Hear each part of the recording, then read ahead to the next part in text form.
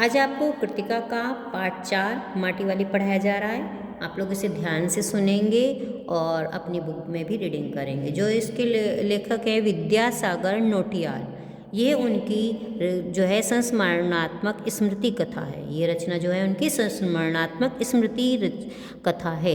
इसमें एक माटी बेचने वाली औरत के संघर्ष को दिखाया गया है कि वह अपने काम से, अपना जो मिट्टी बेचने का काम था, उससे अपने और अपने पति का किस तरीके से जीवन यापन कर रही थी, किस तरीके से अपना जीवन चला रही थी। और ये मिट्टी बेचने वाली की जो है पर्वतों में रहने वाले लोग थे, उनकी कठिनाइयों को दर्शाती है। और जो टिहरी बांध के खिलाफ जो सामाजिक आंदोलन जोड़ दिया गया है इसके साथ, इस चैप्टर में उसको भी बताया गया है कि उसे किस तरीके से, माटी वाली को किस तरीके से जब एक जगह से दूसरी जगह बसाया जा रहा था वहाँ के लोगों को, तो उसे किस प्रकार से, माटी वाली को किस प्रकार से परेशानियों का सामना करना पड़ा। अभी देखिए यहाँ से पाठ शुरू करते हैं। शहर के सेमल का तप्पड़ मोहल्ले की ओर बने आखिरी घर की खोली में पहुंचकर उसने दोनों हाथों की मदद से अपने सिर पर धरा बोझा नीचे उतारा। किसने? माटी वाली ने। चैप्टर का नाम है ना माटी वाली, तो माटी वाली जो है शहर में गई और उसमें दे दिया सेमल का तप्पड़ मोहल्ला। वहाँ जाकर उसने अपना बोझा नीचे उतारा। मिट्टी से भरा एक कंटर, उस बोझे में क्या था? मिट्टी से भरा हुआ वो एक कनस्तर था। कंटर माने कनस्तर। उस कनस्तर में, कंटर में क्या भरा हुआ था? मिट्टी भरी हुई थी। उस बोझे को उसने नीचे उतारा, माटी वाली। उसका नाम पड़ा हुआ था माटी वाली। टिहरी शहर में शायद ऐसा कोई घर नहीं होगा जिसे वह न जानती हो या जहाँ उसे न जानते हों। घर के कुल निवासी बरसों से वहाँ रहते आ रहे, किराएदार, उनके बच्चे तलक। कि उस शहर में, टिहरी शहर में, कौन सा शहर था? टिहरी शहर। टिहरी शहर में शायद ही कोई घर रहा होगा जिसे वो लोग उसे न जानते हो या वो किसी को न जानती हो। घर के सभी लोग, यहाँ तक कि किराएदार हैं या बच्चे थे उनके, वो सब भी उसे जानते थे। घर घर में लाल मिट्टी देते रहने के कि उस काम को करने वाली वह अकेली है, उसका कोई प्रतिद्वंदी नहीं है। उस शहर में, टिहरी शहर में, वो अकेली ही थी जो कि हर घर में लाल मिट्टी देती थी और उसका कोई प्रतिद्वंदी नहीं था, क्योंकि वहाँ पे कोई और इस काम को नहीं करता था। उसके बगैर तो लगता है टिहरी शहर के कई एक घरों में चूल्हों का जलना तक मुश्किल हो जाएगा।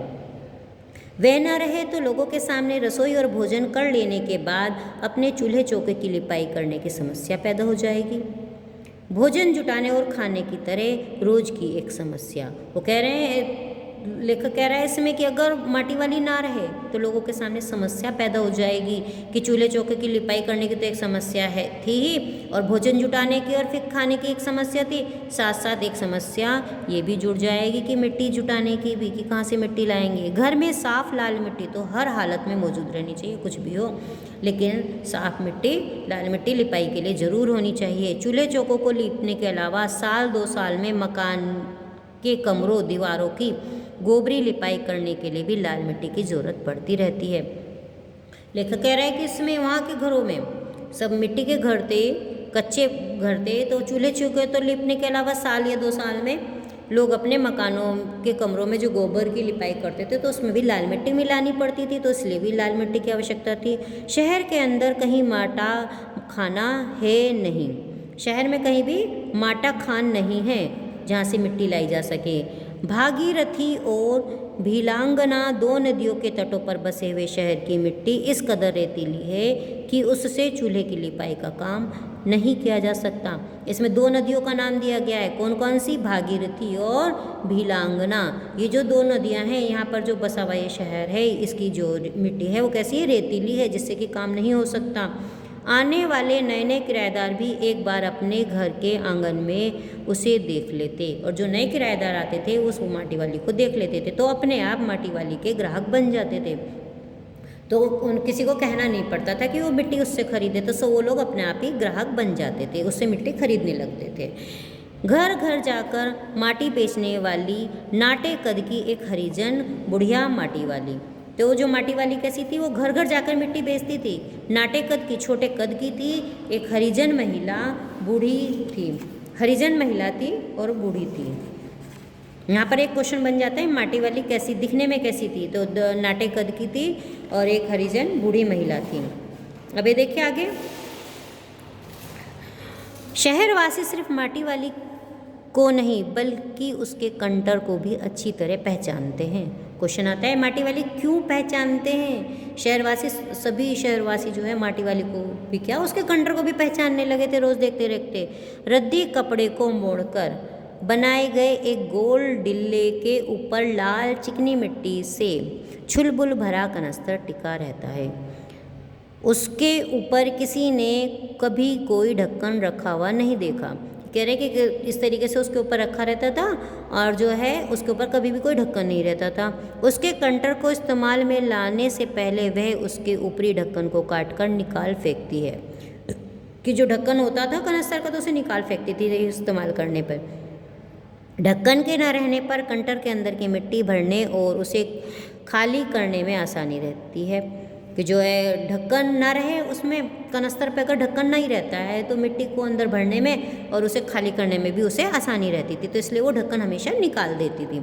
उसके कंटर को ज़मीन पर रखते रखते सामने के घर से 9-10 साल की एक छोटी लड़की कामिनी दौड़ती हुई वहीं पहुंची और उसके सामने खड़ी हो गई। तो कह रहे हैं कि जब उसने कंटर को ज़मीन पर रखा तो सामने से एक छोटी सी लड़की आकर खड़ी हो गई। उसका नाम क्या था? कामिनी। मेरी माँ ने कहा है जरा हमारे यहाँ भी आ जाना। उसने कह दिया कि भाई हमारे यहाँ भी आ जाना, अभी जाती हूँ। घर की मालकिन ने माटी वाली को अपने कंटर की माटी कच्चे आंगन के कोने में उड़ेल देने को कह दिया। तू बहुत भाग्यवान है, चाय के टाइम पर आई है हमारे घर, भाग्यवान आए खाते वक्त। तो कह रही है कि तू बहुत भाग्यशाली है जो हमारे घर चाय के समय आई है, और जो खाते वक्त मेहमान आता है वो तो बहुत भाग्यशाली होते हैं। वह अपनी रसोई में गई और 2 रोटियां लेती आई। रोटियां उसे सौंपकर वह फिर अपनी रसोई में घुस गई। माटी वाली के पास अपने अच्छे या बुरे भाग्य के बारे में ज़्यादा सोचने का वक्त नहीं था। घर की मालकिन के अंदर जाते ही माटी वाली ने इधर उधर तेज़ निगाहें दौड़ाई। हाँ, इस वक्त वह अकेली थी, उसे कोई देख नहीं रहा था। उसे फ़ौरन अपने सिर पर धरे डिल्ले के कपड़े के मोड़ों को हड़बड़ी से एक झटके में खोला और उसे सीधा कर दिया। फिर इकहरा खुल जाने के बाद वह पुरानी चादर के एक फटे हुए कपड़े के रूप में प्रकट हुआ। अभी यहाँ पे क्वेश्चन बनता है अधिकतर कि जो है माटी वाली को अपने पास अपने अच्छे बुरे भाग्य के बारे में सोचने के लिए वक्त क्यों नहीं था? ये पंक्ति क्यों नहीं था? क्योंकि उसके पास इतना समय ही नहीं था कि वो सुबह उठती, जाती, अपना कनस्तर में मिट्टी भर के लाती और फिर वो देती और फिर उसके बाद घर जाती और खाती। तो उसके पास अपने लिए बिल्कुल भी समय नहीं था। तो उसने जब वो रोटी दी तो क्या करा, अपने डिल्ले को खोला और उसे इकट्ठा करके फटे हुए कपड़े के रूप में। मालकिन के बाहर आंगन में निकलने से पहले उसने चुपके से अपने हाथ में थामी 2 रोटियों में से एक रोटी को मोड़ा और उसे कपड़े पर लपेट कर गांठ बांध ली। तो उसने जो सिर पे से कपड़ा निकला था फटा हुआ, उसमें क्या करा, उसने जो मालकिन ने बाहर आई है इतनी देर में उसने एक रोटी को मोड़ कर उसके अंदर लपेट लिया था, रख लिया था। साथ ही अपना मुँह यूं ही चला कर खाने का दिखावा करने लगी और साथ ही साथ उसने क्या करा, अपना मुंह चलाने लगी जिससे कि उसे मालकिन को लगा कि वो खा रही है रोटी। घर की मालकिन पीतल के एक गिलास में चाय लेकर लौटी। तो जो घर की मालकिन थी जब वो लौटी तो उसके हाथ में एक चाय का गिलास था। उसने वह गिलास बुढ़िया के पास ज़मीन पर रख दिया। ले बासी सद्दा बासी साग कुछ है नहीं, अभी इसी चाय के साथ निगल जा। उसने कहा कि कुछ बासी है? बुढ़िया ने माटी वाली ने पूछा, कुछ बासी साग वगैरह कुछ है सब्जी? तो उसने मना कर दिया, नहीं, इसे साग के साथ ही खा ले। माटी वाली ने खुले कपड़े के एक छोर से पूरी गोलाई में पकड़कर पीतल का वह गरम गिलास हाथ में उठा लिया। माटी वाली ने क्या करा, वो जो कपड़ा खोला था उसके एक सिरे से उस गरम गिलास को पकड़ लिया के उठा लिया। अपने होठों से गिलास के किनारे को छुआने से पहले शुरू में उसने उसके अंदर रखी गरम चाय को ठंडा करने के लिए सूसू करके उस पर लंबी लंबी फूंकें मारी। तब रोटी के टुकड़ों को चबाते हुए धीरे धीरे चाय सुड़कने लगी। फिर उसने क्या क्या उठाया और उसे ठंडा करने के लिए पहले उसने फूंक मारी और फिर उसे चाय को रोटी खाती गई और चाय पीती गई। चाय तो बहुत अच्छा साग हो जाती है, चाय तो बहुत अच्छा है, साग हो जाती है ठकुराइन जी कि अगर साग हो, चाय जो है बिल्कुल साग का काम कर रही है। भूख तो अपने में एक साग होती है बुढ़िया, भूख मीठी की भोजन मीठा। मालकिन कहने लगी भूख तो अपने आप में ही एक साग है, अगर हमें भूख लग रही है तो वो तो अपने आप सब बढ़िया लगेगा। भूख मीठी की भोजन मीठा। मालकिन ने कहा कि भूख मीठी है या भोजन मीठा। यहाँ पे एक क्वेश्चन आता है, अधिकतर इम्पोर्टेंट क्वेश्चन है, भूख मीठी है कि भोजन मीठा, से क्या तात्पर्य है? तो हमेशा भूख मीठी होती है, जब हमें भूख लगती है तो हम कैसा भी खाना बना हुआ हो उसे खा लेते हैं और हमें बहुत स्वादिष्ट लगता है। अगर हमें भूख नहीं है तो हमें स्वादिष्ट से स्वादिष्ट भोजन भी अच्छा नहीं लगता है। अब देखिए आगे, तुमने अभी तक पीतल के गिलास संभाल कर रखे हैं, पूरे बाजार में और किसी के घर में अब नहीं मिल सकते हैं गिलास। वो कहने लगी माटी वाली कि तुमने अभी तक पीतल के गिलास संभाल के रखे हैं, नहीं तो अब तो जल्दी से मिलते भी नहीं हैं। इनके खरीदार कई बार हमारे घर के चक्कर काट कर लौट गए। मालकिन ने क्या कहा कि हमारे घर में तो कई बार इनके खरीदार, ये जो पीतल के बर्तन हैं, इनके खरीदार आकर लौट गए हैं। पुरखों की गाढ़ी कमाई से हासिल की गई चीज़ों को हराम के भाव में बेचने को मेरा दिल गवाही नहीं देता। मालकिन क्या कहने लगी, जो हमारे पूर्वज हैं उनकी गाढ़ी कमाई से ये सब पीतल बर्तन खरीदे गए हैं और मुझे हराम के भाव में बहुत कम भावों में इन्हें बेचने का मेरा मन नहीं करता। हमें क्या मालूम कैसी तंगी के दिनों में अपनी जीभ पर कोई स्वादिष्ट चटपटी चीज़ रखने की बजाय मन मसोस कर 2-2 पैसे जमा करते रहने के बाद खरीदी गई होंगी उन्होंने ये तमाम चीज़ें। उनकी हमारे लोगों की नज़रों में अब कोई कीमत नहीं रह गई है। मालकिन कहने लगी कि पता नहीं उन्होंने किस तरीके से ये सामान खरीदा होगा और अब आज हमारी नज़रों में इनकी कोई कीमत नहीं है। बाजार में जाकर पीतल का भाव पूछो जरा, दाम सुनकर दिमाग चकराने लगता है। उसने कहा कि अगर बाजार में पीतल का भाव पूछोगे तो सुन के भी हैरान रह जाओगे कितना महंगा है। और ये व्यापारी हमारे घरों से हराम के भाव इकट्ठा कर ले जाते हैं। तमाम बर्तन भांडे, कांसे के बर्तन भी गायब हो गए हैं सब घरों से। तो कहने लगे कि ये लोग तो जो है बहुत सस्ते भाव में सामान ले जाते हैं और कांसे के बर्तन तो अब गायब ही हो गए हैं घर से, बस ये कुछ ही घरों में पीतल के बर्तन बचे हैं। इतनी लंबी बात नहीं सोचते बाकी लोग। अब जिस घर में जाओ वहाँ या तो स्टील के भांडे दिखाई देते हैं या फिर कांच और चीनी मिट्टी के। वो कहने लगे तो कहीं भी जाओ स्टील के बर्तन या कांचिया के बर्तन दिखाई देते हैं। अपनी चीज़ का मोह बहुत बुरा होता है। मैं तो सोचकर पागल हो जाती हूँ कि अब इस उम्र में इस शहर को छोड़कर हम जाएंगे कहाँ। वो कहने लगी हम तो भाई अपनी चीज़ को से बहुत मोह होता है कि अब अगर बाई चांस हमें शहर छोड़ के जाना पड़े तो मैं तो दिमाग ख़राब हो जाता है मेरा तो, कि अब हम कहाँ जाएंगे। ठकुराइन जी जो ज़मीन जायदादों के मालिक हैं वे तो कहीं ना कहीं ठिकाने पर जाएंगे ही, पर मैं सोचती हूँ मेरा क्या होगा, मेरी तरफ देखने वाला तो कोई भी नहीं है।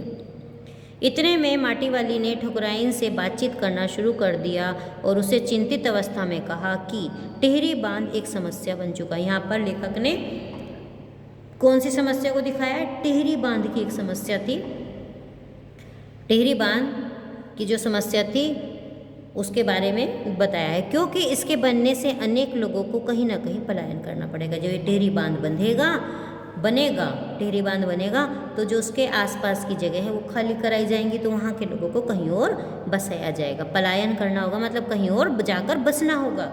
एक निर्धन व्यक्ति जिसे रोटी मात्र की चिंता होती है वह कैसे ऐसी समस्याओं से जूझ सकता है। तो इसमें माटी वो कह रहे हैं कि जो है एक जो गरीब व्यक्ति होता है जिसे एक रोटी के लिए भी कितना संघर्ष करना पड़ता है, तो अगर उसे एक जगह से दूसरी जगह बसना पड़ेगा तो उसके लिए तो बहुत ही बड़ी समस्या है। वो किस तरीके से इसे पार करेगा। निर्धनता एक ऐसा दुर्भाग्य और अभिशाप है जो व्यक्ति को न तो सम्मान से जीने देता है न ही मरने देता है। इसमें दिखाया है कि एक जो गरीबी होती है, गरीबी जो है जिसके पास पैसा नहीं होता वो एक इंसान के लिए दुर्भाग्य और अभिशाप बन जाता है, जो कि ना तो लोग व्यक्ति को सम्मान से जीने देता है और ना ही मरने देता है। चाय खत्म कर माटी वाली ने एक हाथ से अपना कपड़ा उठाया, दूसरे में खाली कंटर और खोली से बाहर, अब देखिए खोली से बाहर निकल गई है ना, निकल कर सामने के घर में, खोली से बाहर निकल कर वो सामने के घर में चली गई जहाँ उसने वो लड़की बुलाने आई थी। उस घर में भी कल हर हालत में मिट्टी ले जाने के आदेश के साथ उसे 2 रोटियां मिल गई। उसे मिला कि कल ज़रूर हमारे घर में मिट्टी ला देना, और 2 रोटियां उसे और मिल गई। उन्हें भी उसने अपने कपड़े के दूसरे छोर में बांध लिया। लोग जाने तो जाने कि वह ये रोटियां अपने बूढ़े के लिए ले जा रही है। उसके घर पहुंचते ही अशक्त बूढ़ा कातर नज़रों से उसकी ओर देखने लगता है। वह घर में रसोई बनने का इंतज़ार करने लगता है। आज वह घर पहुंचते ही 3 रोटियां अपने बूढ़े के हवाले कर देगी। रोटियों को देखते ही उसका चेहरा खिल उठेगा बूढ़े का। अब जब उसके सामने से भी 2 रोटी उसने भी उसे बांध ली थी, तो वो सोचने लगी कि आज तो मेरा बुढ़ा खुश हो जाएगा। जो कि उसका बुढ़ा कैसा था, उसका पति कैसा था, अशक्त बुढ़ा, मतलब बीमार था वो, मतलब अपने आप काम करने लायक नहीं था। तो जो उसे देखते ही वो खुश हो जाएगा और खाना बनने का इंतज़ार करने लगता था। और आज तो सोच रही थी, जाते हुए रास्ते में सोच रही थी आज तो पहुँचते उसे 3 रोटियां दे देगी, तो वो खुश हो जाएगा, मेरा बुढ़ा आज खुश हो जाएगा। साथ में ऐसा भी बोल देगी, साग तो कुछ है नहीं अभी, और तब उसे जवाब सुनाई देगा, भूख मीठी की भोजन मीठा। देखिए यहाँ पर फिर वो साथ में ये भी कह देगी आज सब्जी नहीं है, कुछ साग वगैरह कुछ नहीं है। तो फिर उधर से उसका बुढ़ा क्या कहेगा कि भूख मीठी की भोजन मीठा, कि भूख मीठी होती है, भूख में हर चीज़ अच्छी लगती है, स्वादिष्ट, सूखी रोटी भी स्वादिष्ट लगती है, इसलिए हमेशा भूख मीठी होती है, भोजन मीठा नहीं होता। उसका गांव शहर से इतना पास नहीं है, कितना भी तेज चले फिर भी घर पहुंचने में 1 घंटा तो लग ही जाता है। रोज़ सुबह निकल जाती है वह अपने घर से पूरा दिन माटा खान में मिट्टी खोदने, फिर पास के अपना कोई खेत नहीं है, विभिन्न स्थानों पर फैले घरों तक उसे ढोने में बीत जाता है। वो कह रही है कि पूरा दिन जो उसका माटा खान से मिट्टी खोदने में, फिर उसे अलग अलग स्थानों में पहुंचाने में लग जाता है। घर पहुंचने से पहले रात गिरने लगती है। जब वो घर पहुंचती है तो उसको रात हो जाती है। उसके पास कोई खेत नहीं है, ज़मीन का भी कोई टुकड़ा नहीं है। झोपड़ी जिसमें वह गुजारा करती है गाँव के एक ठाकुर की ज़मीन पर खड़ी है। जिसमें वो रहती है वो झोपड़ी भी एक ठाकुर की ज़मीन पर है। उसकी ज़मीन पर रहने की एवज में उस भले आदमी के घर पर भी मिट्टी वाली को कई तरह के कामों की बेगार करनी पड़ती है। जब उसके ज़मीन पर जो झोपड़ी में रह रही है, तो जिसकी वो झोपड़ी है उसके आदमी के घर में भी, उस व्यक्ति के घर में भी उसे कई तरह का फ्री में काम करना पड़ता है, तभी उसे उस घर में रहने को मिल रहा है। नहीं, आज वे एक गठरी में बदल गए। अपने बुढ़े को कोरी रोटियां नहीं देगी। आज वो चलते हुए जब घर जा रही है तो जाते हुए सोच रही है, नहीं आज वो बुढ़े को खाली रोटी नहीं देगी। माटी बेचने से हुई आमदनी से उसने 1 पाव प्याज खरीद लिया। उसने जो मिट्टी बेचने से जो उसे आमदनी हुई थी उससे उसने 1 पाव प्याज भी ले ली। प्याज को कूट कर वह उन्हें जल्दी जल्दी तल लेगी। वो कह रही है कि घर जाएगी जल्दी जल्दी से प्याज को कूट कर वो पीस देगी। बुढ़े को पहले रोटियां दिखाएगी ही नहीं, सब्जी तैयार होते ही परोस देगी उसके सामने 2 रोटियां। वो कह रही है कि पहले नहीं दिखाऊंगी, सब्जी तैयार करके तब सीधे परोस के सामने दूंगी उसको। अब वह 2 रोटियां भी नहीं खा सकता, 1 ही रोटी खा पाएगा, यह हद से हद 1.5। वो कह रही है कि अब तो वो 2 भी नहीं खा सकता और ज़्यादा से ज़्यादा वो 1 या 1.5 ही रोटी खा पाएगा। अभी चलते चलते सब अंदाज लगा रही है रोटी वाली। अब उसे ज़्यादा नहीं बचता, बाकी बची 1.5 रोटियों से माटी वाली अपना काम चला लेगी। वो कहेगी कि 1.5 रोटी वो खा लेगा, 1.5 रोटी मैं खा लूँगी, मैं अपना काम गुजारा कर लूँगी। 1 रोटी तो उसके पेट में पहले ही जमा हो चुकी है। मन में यह सब सोचती हिसाब लगाती हुई वे अपने घर पहुंच गई। ये सब हिसाब लगाती हुई कि भाई किस तरीके से वो करेगी घर जाके, तो वो सब हिसाब लगाते लगाते वो घर पहुंच गई। उसके बूढ़े को अब रोटी की कोई ज़रूरत नहीं रह गई थी। अब वो घर पहुंची है तो उसका बूढ़े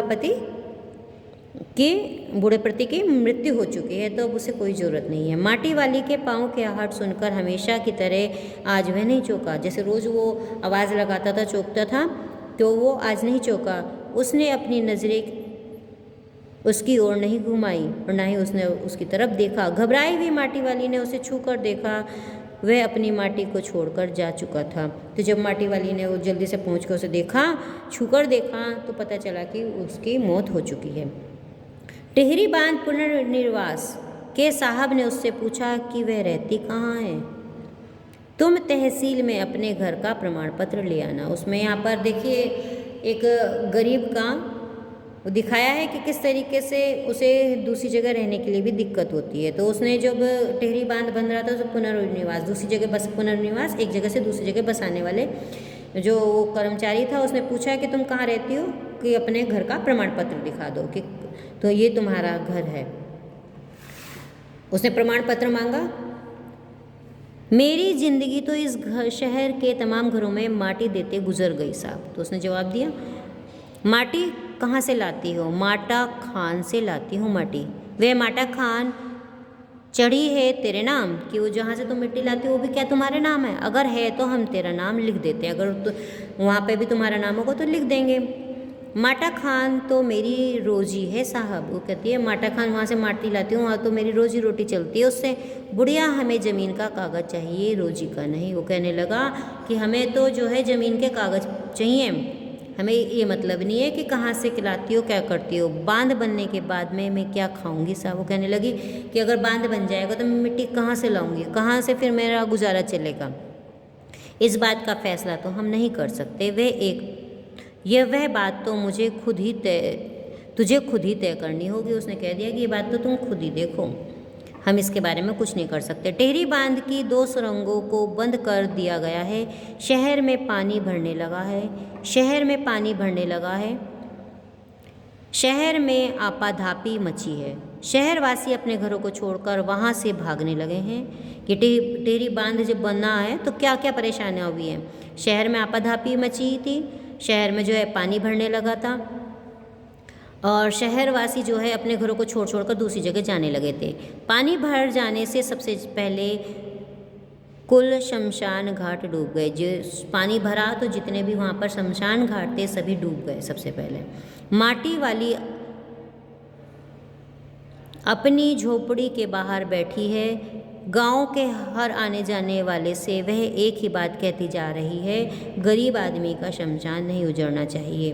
तो जो है माटी वाली जो है अपनी झोपड़ी के बाहर बैठी थी, और वो गांव से जो भी बाहर उसके आसपास से जो भी आ जा रहा था तो उनसे सबसे कहती थी कि गरीब आदमी का शमशान नहीं उजड़ना चाहिए, क्योंकि जो है सबसे ज़्यादा परेशानी माटी वाली को झेलनी पड़ी है, और वो अपने बूढ़े पति का अंतिम संस्कार भी नहीं कर पाई थी। क्यों नहीं कर पाई थी? इसलिए नहीं कर पाई थी क्योंकि पानी भरने की वजह से बांध बन रहा था, तो वहाँ पे पूरे शहर में पानी भर गया था। तो पानी भरने की वजह से वहाँ के सभी शमशान भी डूब गए थे, इसलिए वह अपने बूढ़े पति का भी